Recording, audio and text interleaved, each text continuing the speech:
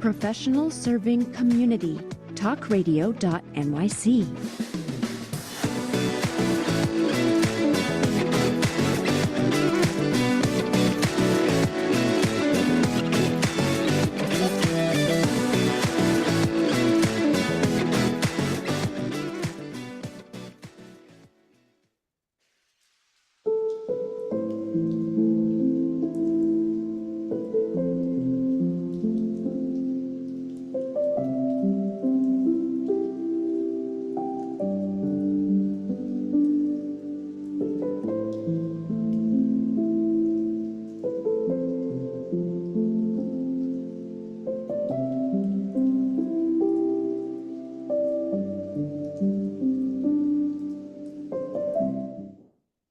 Hello, everyone. I'm Linda Marsanico. Welcome to the A Train to Sedona broadcast. The A Train to Sedona is also the name of a book I wrote, a memoir about my journey to love and compassion. I wrote the book so that I could share my journey and inspire yours. You can purchase a signed copy of the book on my website at lindamarsanico.com on Buy the Book page. You can also get an unsigned copy at retail and bookstores. If you'd like to read the first 7 pages for free, you can go to amazon.com. I have a free gift for you, a cheat sheet for high vibration living. You know, when it gets stressful and you want to be in the present moment, 7 exercises designed to help you do that. From a regular meditation, a walking meditation, and my favorite breathing exercise. You can download a free copy at lindamarsanico.com. I have 2 disclaimers. One is that this broadcast does not establish a professional relationship. And 2, the opinions expressed on this broadcast do not represent Talk Radio New York City. Today, as my guest, I have Amanda Beth Johnson.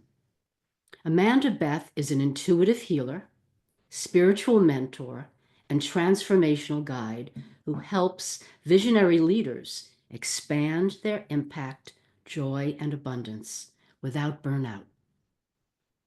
She empowers people to break free from limiting patterns, trust their inner wisdom, and step into ease, purpose, and fulfillment. Her journey is one of deep spiritual alignment, overcoming self-doubt, reclaiming personal power, and learning to move with the natural flow of life. Through her coaching, speaking, and energy work, she helps others embrace their true path and create meaningful success from a place of love and compassion. Amanda Beth believes success isn't about forcing or striving. It's about alignment. When we lead from the heart and trust the process, the right opportunities and transformations unfold naturally. Welcome to the broadcast, Amanda. You need to unmute yourself. All right. Clicking away. So thank you so much, Linda, for having me. I really appreciate this opportunity to share with your gifts and to explore more the spiritual healing work that we both do. It's wonderful to collaborate.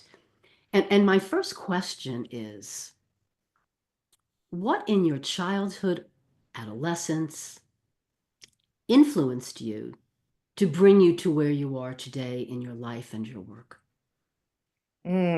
Childhood. So growing up here in the Midwest, my family has been intuitive. We didn't have a word for it. Well, there probably was a word. I wasn't told a word, but it was always acceptable that we just knew things, which, further seeded that whole belief that we're souls having a human experience. We bring in information with us, and there's things that we just know, and that guidance. And when you are able to quiet the mind and listen to it, you know those.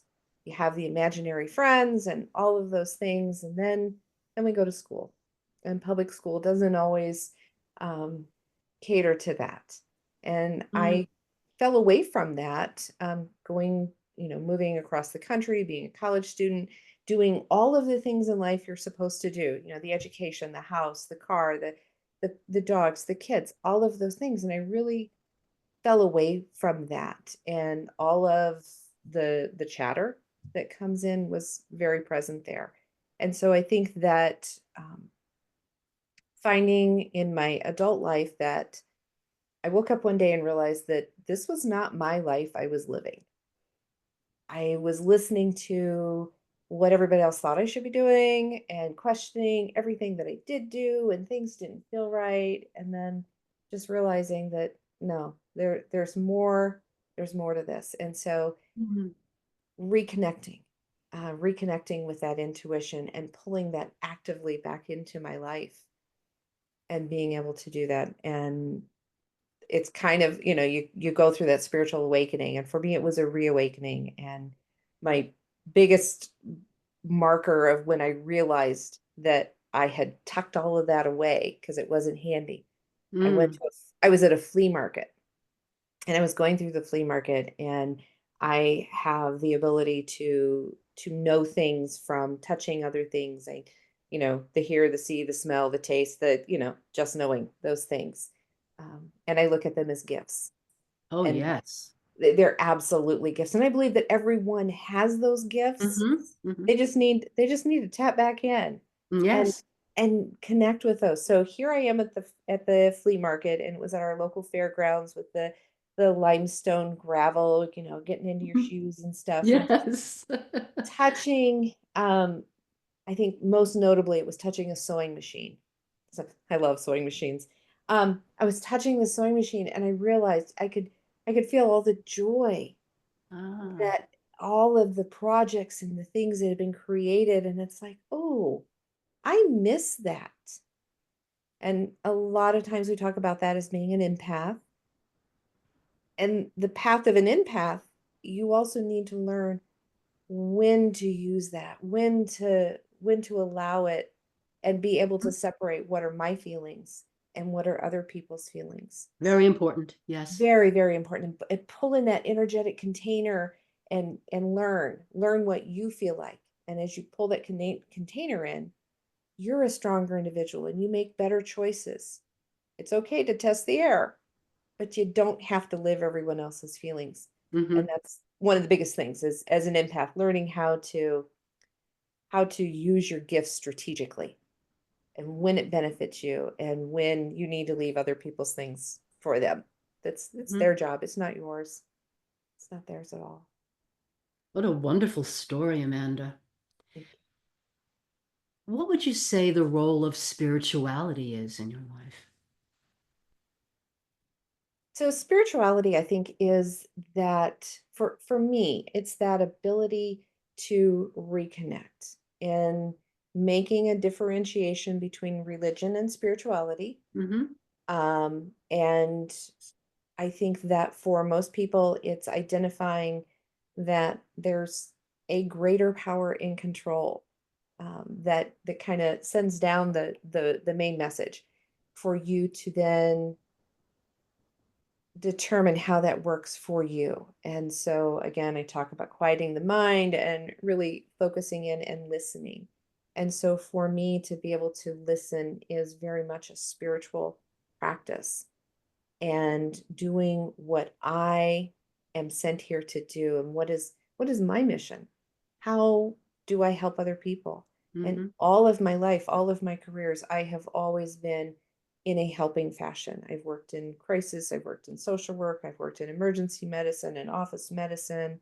I've done a lot of really, really awesome careers that have been very, very rewarding.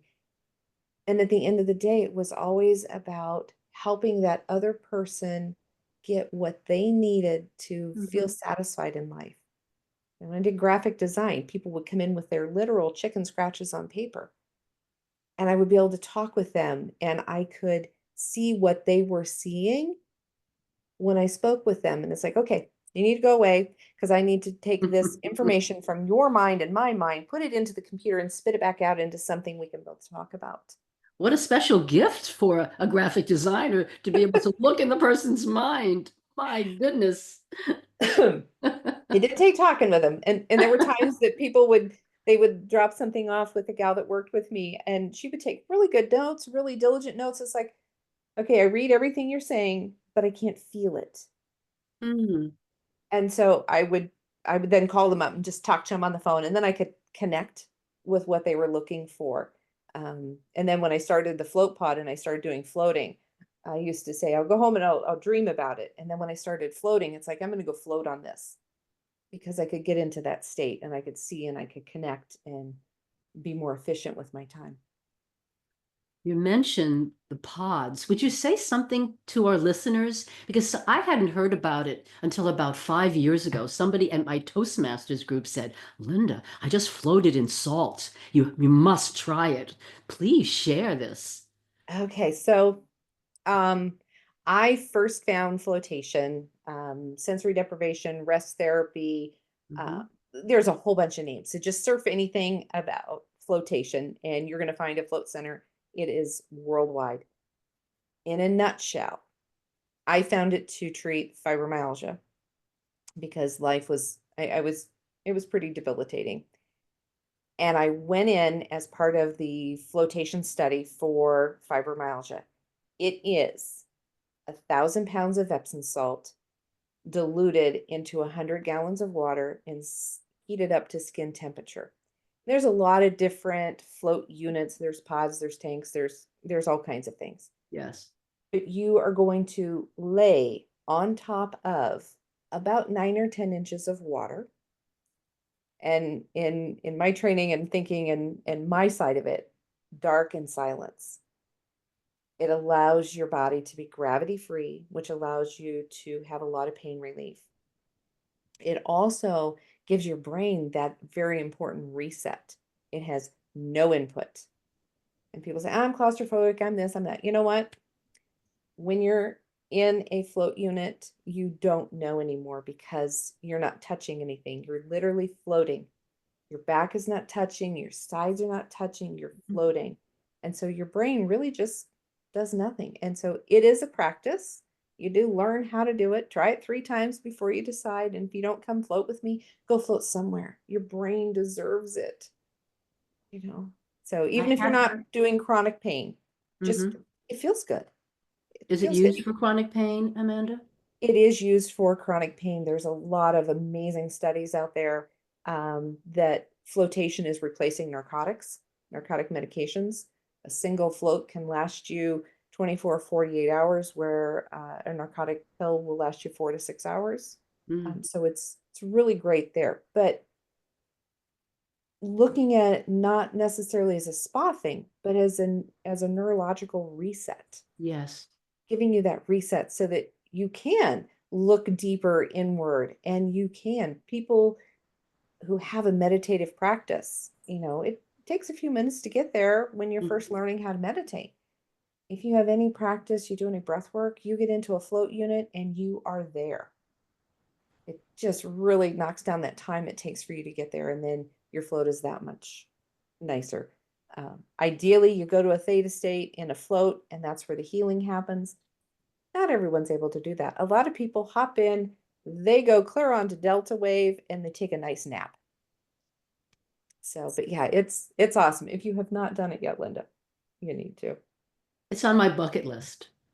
Yeah. And I want to say that I had heard that it affects the amygdala of the brain. Have you come across any research about that?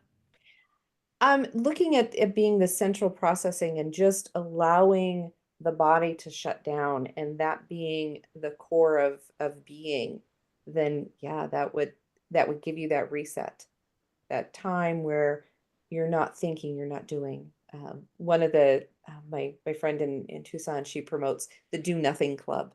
And so members are Do Nothing Club. And it's teaching people, and people will tell me all the time, I'm not going to stay in there 60, 90 minutes. No way. I can't be alone by myself like that. And it's like, okay, I'm going to set the timer anyway. And if you get out early, that's great. But if not, we've got a timer. So you know when to get out. They come out, they come to the front desk and they're like, that was not 90 minutes. It's like, yeah, glad we had a timer. Amazing. Now it is time for us to take a break. And when we come back, I'd like to talk about the fact that your work is rooted in transformation and expansion, where you talk about the pivotal moments that led you to embrace that. So we'll be back to talk about this exciting concept. Are you a conscious co creator? Are you on a quest to raise your vibration and your consciousness? I'm Sam Leibowitz, your conscious consultant, and on my show, The Conscious Consultant Hour Awakening Humanity, we will touch upon all these topics and more.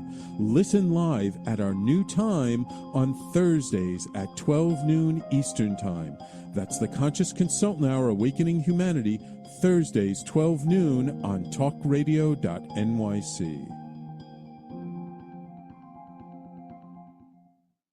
Are you a high-achieving, growth-oriented leader? Are you interested in developing your authentic leadership while creating a healthy, inclusive workplace? Hi, I'm Dr. Mira Brancu, host of The Hard Skills on talkradio.nyc at 5 p.m. Eastern on Tuesdays, where we discuss how leaders develop the hard skills needed to make a greater impact.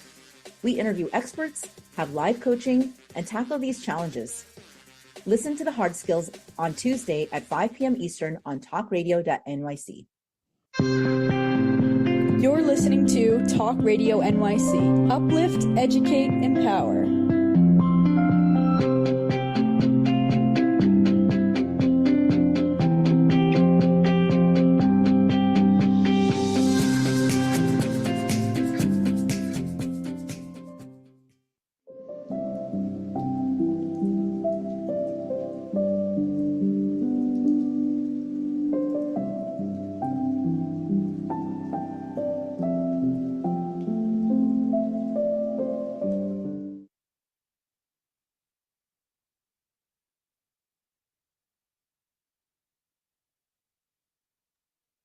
I had to unmute myself. Took a little bit of time. Welcome back to the A Train to Sedona with my guest, Amanda Beth Johnson. And Amanda, now your work is rooted in transformation and expansion. Can you share the pivotal moments that led you to embrace your path as a prosperity guide? Oh, there's been so many shifts, each one up-leveling and up-leveling. And so I would say that going through life and finding out that I'm in my late 40s, early 50s, and not feeling that even though I ticked all the boxes, I had the education, the house, the car, the kids, the dogs, I had it all. I felt broken. I felt empty inside. It's going through every day, just kind of, whatever. And we mentioned my float business, and I was working at really growing my float business. I wanted to get back to this is what I wanted to do. This was my passion. I really liked it. I appreciated it. And I stumbled into a theta healer. And as I was growing and we were doing one of those internet business owner connection things, you meet me, I meet you, and talking with her, I was like, sure, she's dubbed as a soul chiropractor, and this could be good. We're both into alternative things. This could be a good thing. And so I met with her, and then I did an energy scan with her, and she was so spot on. And it was scary. And it's like, oh, okay, yeah. If I had those things out of my personal way, then I could really grow my business, and I could really do the things that I want to do, and I could be the person I want to be. And so I started on this path of going through theta healing, primarily as the mode that we used. There were other healings in there as well. And I realized that that's when I had the flea market connection of, oh, you really are an awesome soul having this human experience, and you have so much to give. But I needed to clear out some of those other things. Some of the things, they were beliefs, the limiting beliefs that we get because as children, we're sponges and we soak up everything, and our subconscious stores it away for rainy days. Those were very good and important lessons when they came to us. But now as an older adult, they don't really serve me. They got in my way, and they made me question myself and allowed me to live my life for other people. And so going through enough life events and deciding that, nah, it's time to live it for me. And so with that theta healing and that background, and my coach said, you've got this. You really need to learn this. You need to help other people. And it's like, well, I am helping people. I'm helping people with floating. I'm helping people with business coaching. I'm doing all these things, but I didn't formally have a title or anything. So I took the theta courses and I took several of them, and theta practitioner certified, and it gave me the direction. And one of my previous careers was human services, and I thought, as I started working with people in the theta process, I thought, oh, I'm turning into Susie social worker. It's like, no, no, no. The things that I was doing as a crisis intervention social worker were intuitive things. I just didn't give it the right name. Ah. There were things that you would never learn in a textbook, no coach or Mhm. supervisor would teach you, but they were the things that people needed to move forward and to make their lives better. And so Mhm. now, as an intuitive healer and a wellness coach, I get to do that for a living. I get to help people to quiet their minds, reconnect with who they are, and Mhm. begin to live the life they're meant to live. That's quite a worthy goal and profession, Amanda. For our listeners, would you say something about theta as a healing, the theta sensibility? Theta is most like and not anything like Reiki. Mm-hmm. It Reiki is more well known. Mm-hmm. So it's an energetic healing. And in theta is that brain wave that's kind of when you're not awake and you're not asleep in the morning, when you're kind of foggy. Theta is the brain wave that they use for hypnosis. Mm. Theta is where a lot of healing happens. The theta wave part of it is that I, as a theta practitioner, drop into that theta wave to co-create with your higher power, Mm-hmm. whoever that may be. And that is the work that I do. You don't have to, you don't have to meditate, you don't have to do anything. And so when I meet with clients, we look at where they're at, what they think that their obstacles are, and what it's going to look like afterwards. And then we create goals. I love to use, I do a seer review and the spiritual evolution energetic review process that allows us to go through all of your energy centers. It's kind of based on the chakras, Mm-hmm. and look and see where your blocks are. And Mm-hmm. from identifying those blocks, then we have a blueprint, and then we know more definitively, okay, this is the area that we really, really need to tap into. And a lot of times when we look at those different chakras, different things are mixed together, and a block in one area is related to a block in another and another and another. And when we clear one block, we've cleared all the other blocks. And so that gives us a nice blueprint to work from. Are And you then able to? start in. And the coolest thing about theta healing is you don't have to relive your story. We work from those feelings and where, what the feeling means to you in order to discover that limiting belief and to release it. And then let them go, and then Mhm. you don't have to deal with them again. No, theta healing, once you have identified the belief and you have Mm-hmm. released that belief, no, you're not gonna do that one again. You may do what feels like a deeper level of that. Mm-hmm. If something else comes up again, it's because you've cleared the surface stuff. You've peeled that onion, you've gone another spiral Yes. around Yes. as we work through the layers. Mm-hmm. Now, when you talk about the chakras, do you actually see them? I How do do you? see this. Yeah. I see them, and when I see the chakras, I see the symbols that I have been given. They're kind of Mhm. like it's my own personal dictionary. And Yes. so I encourage anyone, when you have chakra work done or someone sees your auras, when I see the color orange, what that orange means to me is probably very different than what it means to you, Linda. Mm. And so if someone is reading your auras and they're reading your chakras and they get these symbolism, for me, it's important that I explain to people, this is what I'm seeing. Does this relate to anything to you? Could it mean, does it? It doesn't mean, and that's one of the things with intuition. I'm basing it off my experiences and the symbols that are shown to me. And then we work through to see how that relates to you, if it does relate to you. But don't ever leave a session with someone who says, oh, you've got rainbows in your third chakra, without understanding what rainbows means to the person who said it. Yes.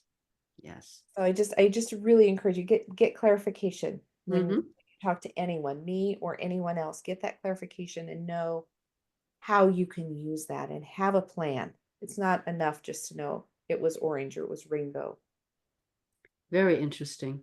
Now, you talk about how growth isn't about pushing harder, but about moving with our natural rhythms. How can someone start recognizing their own cycles of expansion, and what's one powerful shift they can make today to create more joy, ease, and abundance in their life? We oftentimes are coming from a background where your value as a human being is what you do, what you produce, the money that you make. And this is very much a cultural belief. And that if you're not busy, then you're lazy or you're slacking or you're worthless. And the reality is our lives are in cycles. There's times that we are very busy and very productive. And there's times that we need to rest. We're tired. And we need to do that. You need to honor your body's natural rhythm. There are times to get out and do, and there's times to rest. Rest and digest. Learn what you did and connect with it and appreciate it. When we keep pushing and forcing things, then they're things. If you're able to look at something, and I know you and we've had I personally have had a lot of technological things that has really impacted my world and my ability to communicate efficiently with you. I look at that and I stop, and is this something that's really meant for me? If it is this hard and this arduous, is this something, is it my message that you need to slow down, smell the roses, reevaluate it? Is this something that you really want to be a part of? And if it is, then you need to stop fighting the process and create a plan that's going to allow you to work through the process. If you're fighting it every day, it's not fun. And life is meant to have fun and joy. Not everything is easy. We're going to have days that are not fun. We're going to have sad days.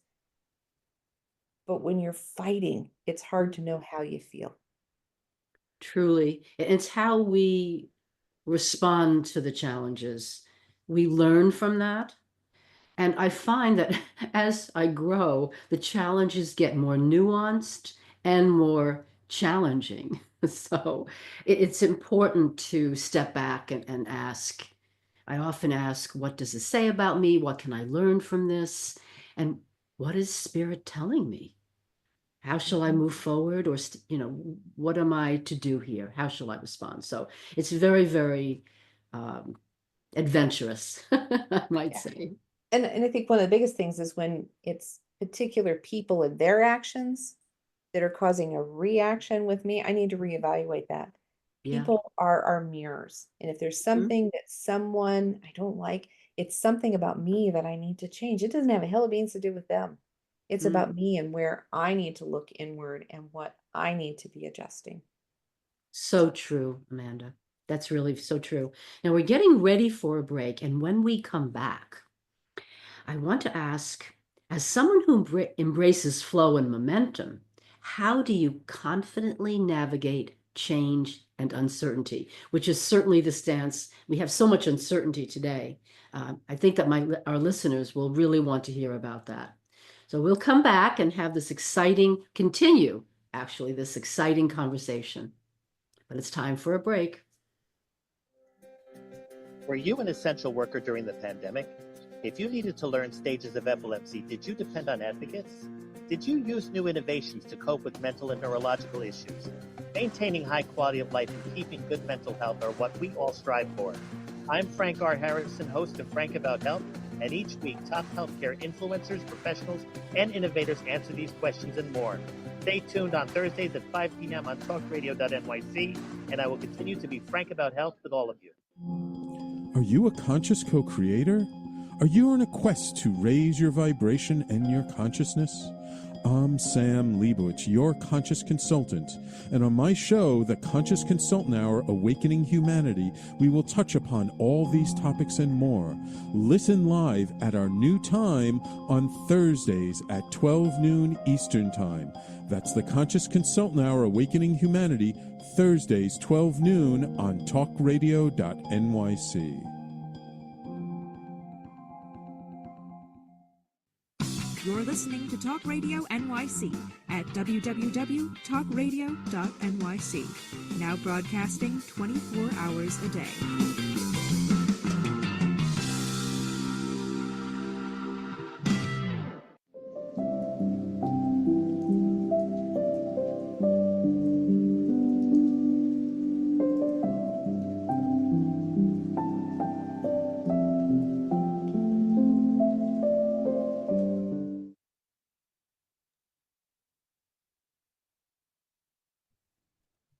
Hello, everyone. I was in the process of unmuting and it presented a challenge for me, but here I am. Welcome back to the A Train to Sedona with my guest, Amanda Beth Johnson. So Amanda, talk to us about this embracing of flow and momentum and how you are confidently navigating change and uncertainty, especially in today's United States and world. So, I look at a lot of it falling back to self-care. If we're not taking care of ourselves, we can't take care of someone else. We can't do justice to them if we aren't taking care. You can't pour from an empty cup. But then also looking at embracing uncertainty as an opportunity for growth and change. A lot of my work has been on crisis, and when people are in crisis, they're ready to make a change. And as we go through life and we're up leveling, each time that you up level, there's a lot of change, and it's uncomfortable because we've never been there before. So being in alignment with yourself, tuning in, listening, and being aligned with who you are, having that clear path to where you want to go, allows you to step into the flow of it and to embrace each of these challenges as being part of the process and not looking at it as being scary. You know, if you are comfortable in day to day, you're not growing. There's the growing pains. There's more than the growing pains in our legs when we're kiddos. That just, baby aspirins didn't work, aspirin didn't work. It's part of growing. And so embracing some of these challenges as being the growth process. Now, some things, doesn't mean that everything that is scary is for your highest and best good, but that is where, when you quiet the chatter, you align with yourself. Where are you? Where do you want to be? How does this look? And each one of those little segments of challenges, does this play out well? Does it look good? And if you're busy rushing and doing and pushing, you're creating resistance. And as you create that resistance, it grows. Whatever you focus on grows. If you focus on, this is not doing what I want it to do, it's going to get worse.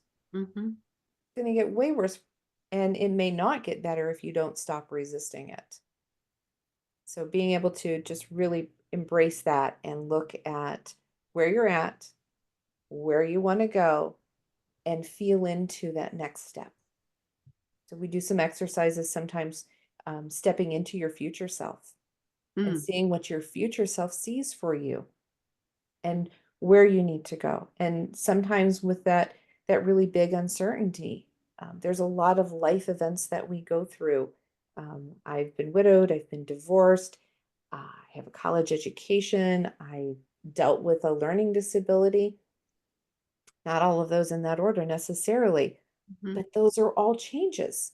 And how Mhm. I chose to deal with each and every one of those changes shaped what my next step was going to be. Yes. And if you're not ready to embrace those challenges and to make the best of them, then you're going to be living the same old life every day. You're not going to be happy to hop out of bed and embrace each day as a gift, as a present. That day is a present. It is. It is. And to embrace that and to to recreate that childlike curiosity about each day. This is a beautiful day. What am I going to do with it? Yeah. What can I find? What can I do? How can I embrace the next challenge and make it mine and grow? You quoted Buddha before. What you focus on grows. Roughly paraphrasing. It's a beautiful quote. It's so simple. It says so much. Would you say something more about alignment? When you talk about alignment, embellish it for us. Create a design so that the listeners can feel it and see it. So when you are in alignment, when you feel in alignment, it's like when you pick a real life event that can be fun. So you have to go, let's say you have to run some errands, and one of those errands is running to the pharmacy. You know, there may be a line there, there may not be a line. But in our mind's eye, we're going to create alignment. We're going to create how magnificent the traffic angels are going to be for us. We're going to get into the flow of traffic. We're not going to miss our exit. We're going to be right there. We're going to have a front row parking space, Mm-hmm. or at least the next one, so we get a little bit more walking exercise in. And we're going to tell ourselves we're doing something fun. We're going to go to the apothecary, and you're going to make some fun with this. And then when you're there, you're going to talk, and you're going to be gracious of people. Someone opens the door, you're going to tell them thank you. You're going to look them in the eye and you're going to say thank you. Because you know that you have a beautiful day ahead of you. And when you are in alignment, your energy can flow with you and it can flow Mm-hmm. with your day. Yes. And if you get caught off in traffic angels were a little behind, you bless that person. You know, I don't understand what's going on that you needed that place in traffic. Mm-hmm. Thanks for not, not creating harm. I can back up. I'll give you some space to do what you need to do. Mm-hmm. And it's not about me reacting to them. So when you're in alignment, you're listening to your vibrational energy, you're allowing your energy to flow. If you come across some resistance, you're going to identify that resistance, and you're going to look at it, and it's like, okay, is this here because this is a dangerous situation I need to not go past? Is this a challenge to see, am I on the right path? Is this really what I want? Am I really willing to put all the work into it to get what I want? Or is this telling me that things are not lined up and I need to go back and I need to reassess what my goals are? So living in that aligned state allows us to step back and not keep pushing into Mm-hmm. that resistance. Yes. Kind of falls into the, we talk about the law of assumption being much like so many of the laws, but the laws of assumption. If I assume this is going to be a difficult day, it's going to be. Mm-hmm. If I assume that I'm going to encounter grace and joy and happy people along my way, I'm going to find more of those people. What you're looking for Mm-hmm. grows. Yes. What you resist gets bigger. Mm-hmm. Where you put your energy, that's where you're going to find it. Mm-hmm. There's different things I've sat on many boards in my life. My input has been respected and wanted. And on some of those places when your time is not respected and appreciated, then I'm not going to keep fighting and having that seat. I can walk away. I have Yeah. other places that I can give and do and share. And so reorganizing it, being in alignment, what feels good. Go toward what lights you up. That's Is right. something that came from a meditation. And I want to thank you for such a full description for our listeners and for me. It's very, very uh, informative, enlightening. My next question is, I mean, I write about love and compassion. When I see the words love and compassion, I light up. So love and compassion are often seen as soft qualities in business. How do they create prosperity? So when you are able to have love and compassion with yourself Mhm. and you share that love and compassion with others, and I think one of the other foundational things here is let's redefine prosperity. If you are just looking at prosperity as being a dollar, to being financial wealth, and when you hang everything on your finances, when your finances determine what your value is, that's really, you're missing the boat. It's about you as an individual and what you're bringing to this, not tying up what we do is with our value. Who do you value? And learning to value yourself. Mhm. And when you value yourself, you have compassion for yourself. And then you can share that compassion and that joy with others. And knowing that your riches come from far more than finance. Finance is just kind of, yeah, it's really not, it's not all of it. Right. And detaching from that, I think, is where we really, really need to focus where you're at. And so if you're not having joy and compassion in your work, then the people who are coming to you um, for whatever you do, and we can take this back to um, every role in society is important, Yes, it is. and how you treat others is how they're going to treat you. That's that mirror thing again. Mm-hmm. And so when you share the joy and compassion, I mean, Charlie Anderson hands out candy bars.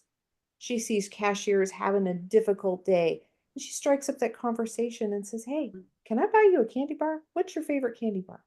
Not everybody's all okay about having hugs every day. But looking at that and what can you bring to the table? What can you share? You don't need to contribute to it, and looking at those things that we don't like. If there's, just share that compassion and it's going to come back to you. Mm. And I think that when we get away from the value being totally staked in that whole financial money thing, and we find our value elsewhere, then all of that's going to flow. It When does you're flow. when Yes. you're flowing, your abundance is flowing. But look at what your abundance is. Today, Mm-hmm. I'm having an abundance of sunshine.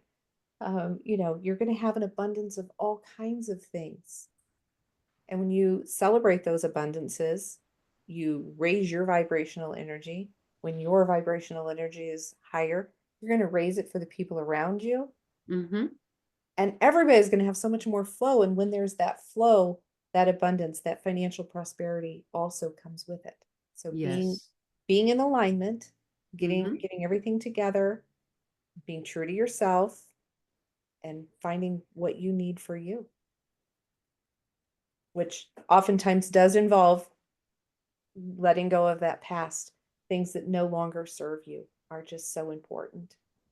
It's all part of that organic process. And what you were describing before is the ripple effect. I say something nice to a person, that person can feel that energy and goes on to perhaps be kind to someone else. I've been on the subway. I live in New York City where someone smiles at me. It's a burst of sunshine, a burst of love, and it feels warm, a smile rather than a frown. Um, so as we decide, how will I respond? How will I walk on the street with a smile on my face, with an energy of love and compassion in my heart? It's quite simple, yet it takes some work to Oh, it me. does, because it's so easy. Those lower vibrational energies, that anger, the guilt, the shame, all of that stuff, that's low energy. It takes no Yes. energy to behave and act that way. Hmm. And when you lift up, and it is so contagious, just smiling. Yes. Oh, You yes. don't have to engage. It doesn't mean you're having a conversation. It just Hmm. means you acknowledge them. Yes. It's very simple and beautiful. We are getting ready for a break. Yet when we come back, I want to talk about people struggling with trust, whether in themselves, their path, with the universe, and what you can share with them when they feel like that. But for now, we are going to be off to a break. See you soon, everyone. Hey everybody, it's Tommy D, the nonprofit sector connector, coming at you from my attic. Each week here on talkradio.nyc, I host a program, Philanthropy in Focus. Nonprofits impact us each and every day, and it's my focus to help them amplify their message and tell their story. Listen each week at 10 a.m. Eastern Standard Time until 11 a.m. Eastern Standard Time, right here on talkradio.nyc. Hi, I'm Linda Marsanico. The A Train to Sedona is a memoir about my journey to love and compassion. It's also the name of my new broadcast on Wednesdays at 12 noon. When we are spiritual, we embrace possibilities and ideas, which strengthen our mind, body, spirit, health, and wisdom. On the A Train to Sedona broadcast, I plan to interview guests who embrace these expansive practices. Join us on Wednesdays at 12 noon on Talk Radio New York City.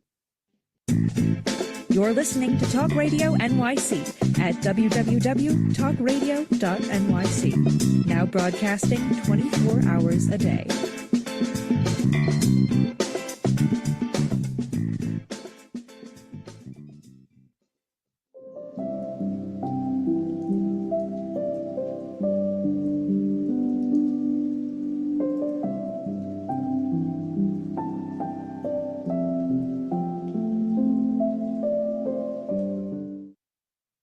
Hello, everyone. Welcome back to the A Train to Sedona. I'm Linda Marsanico with my guest, Amanda Beth Johnson. So, Amanda, as I was mentioning before, many people struggle with trust, whether in themselves, their path, the universe. What advice do you have for those seeking clarity and alignment? So when we talk about trust, it's trusting yourself, and not necessarily trusting yourself to have all of the answers, but trusting yourself to be willing to listen and to learn what those answers really are.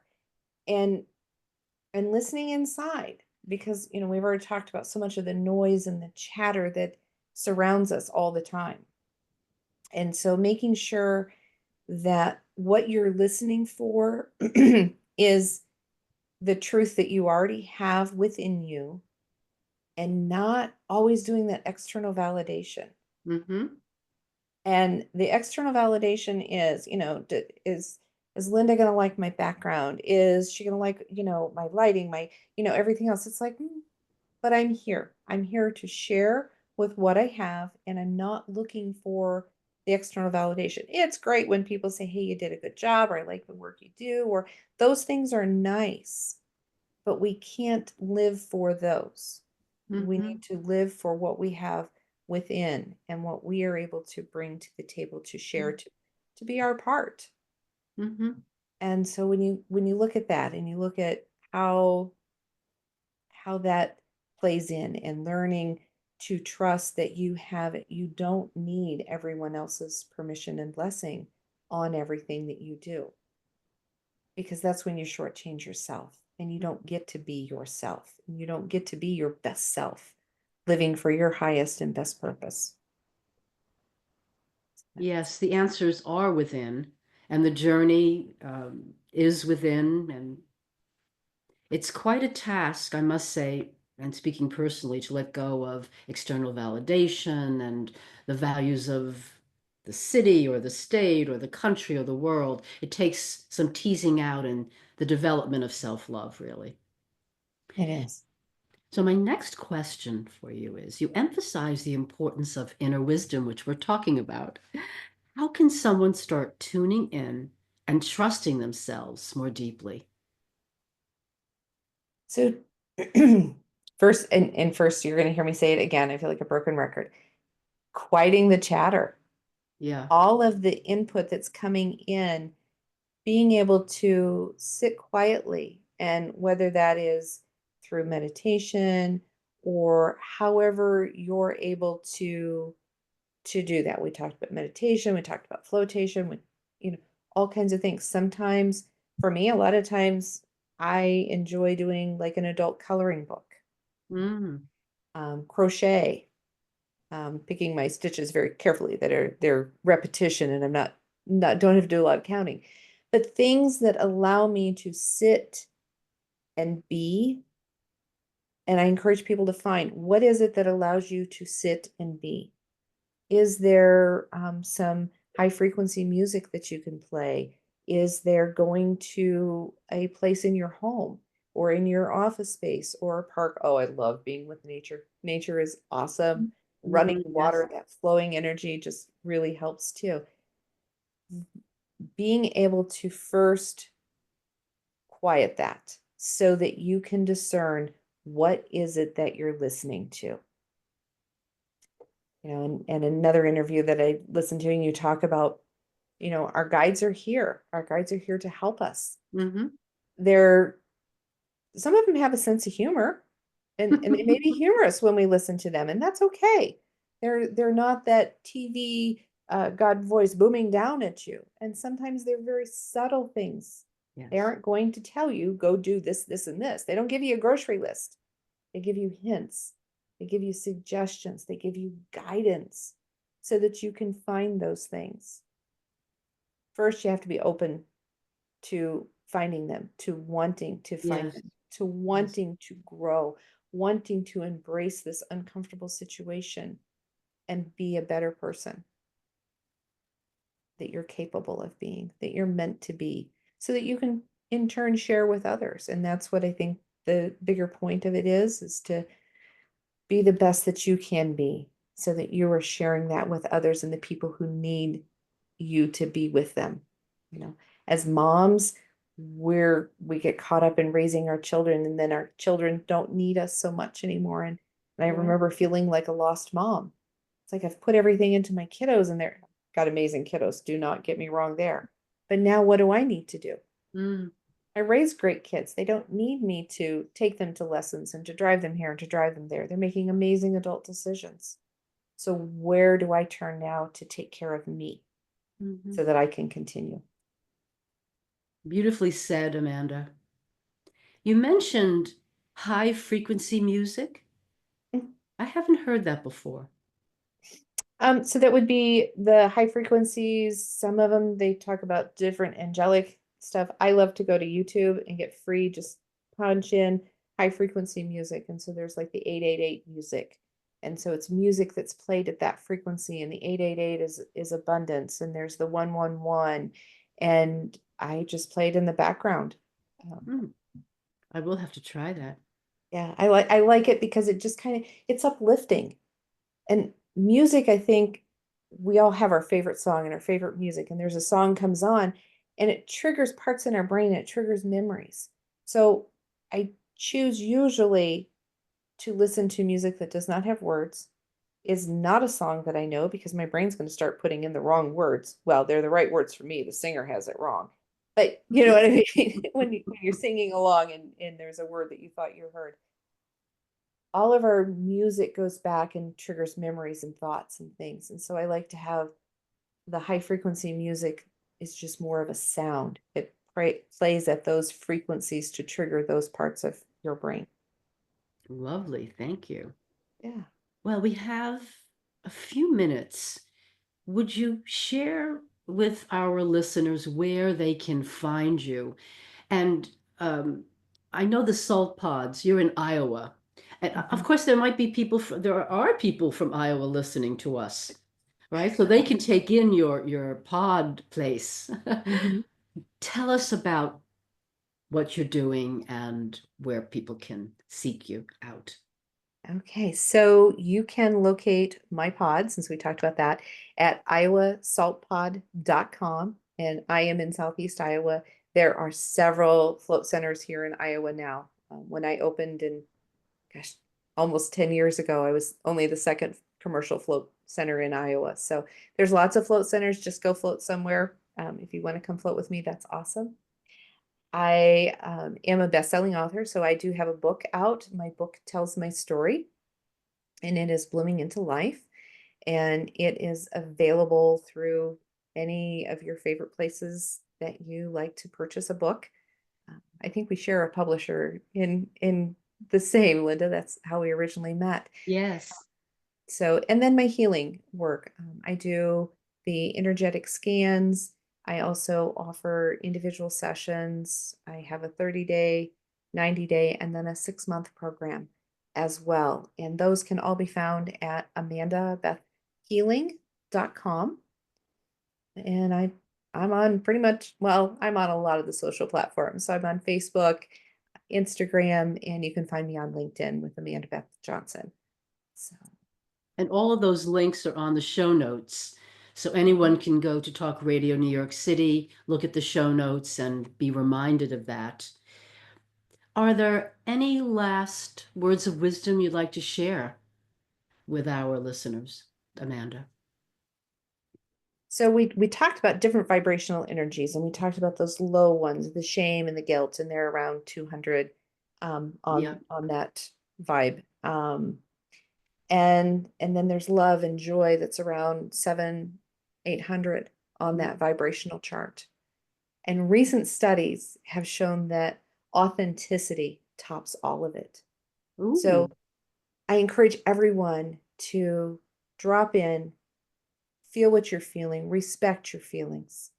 You need to feel them and process them. If you stuff them, they just grow.